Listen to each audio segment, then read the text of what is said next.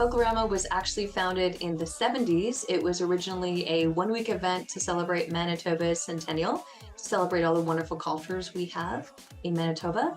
And it's expanded, and we are now going into our 52nd festival, and now we're celebrating in 2 weeks, 40 pavilions, 20 week 1 and 20 week 2. There are so many wonderful things that people can expect this year at Folklorama.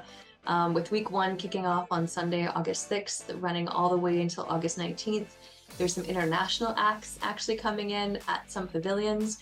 We highly recommend picking up a travel guide at many different retailers, or actually if you go online at folklorama.ca, can plan all of your adventures and where you're going to go. It's very handy. It's got even down to these little icons that have, your gluten-free options, your nut-free options, air conditioning, which I know is really important right now. It's down to even what's happening, what food to expect at the pavilion, a little tease on what you're going to see.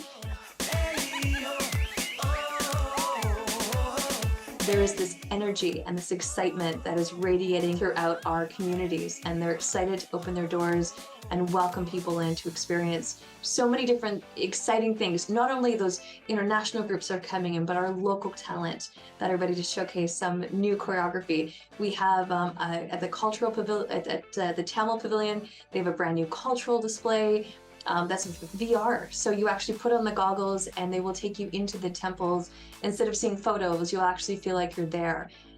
There's pavilions that have new food options. We have the Cuban pavilion is back. So every single pavilion you will visit, you will find everyone's excited to welcome you in, to enjoy a really good time, and a great opportunity too to educate us all on all the fantastic cultures, really the fabric that make up Manitoba. What's beautiful about it, and I've lived in different cities, there's nothing like it. You don't see communities coming together to support each other. At our event, we had a media event this morning, and to see the ambassadors, even last week at our kickoff, to see the ambassadors from all different countries support each other. They go on stage, they clap, they cheer, they high five, they're taking pictures together. They're like, hey, I'm coming to your pavilion, I want to learn about your culture.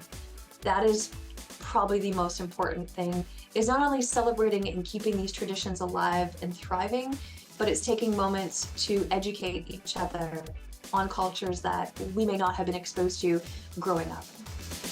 Something that is very exciting is that all the money raised in a pavilion stays in the pavilion. So every time you purchase something in a pavilion, as well as some of the door admission, it stays in that community.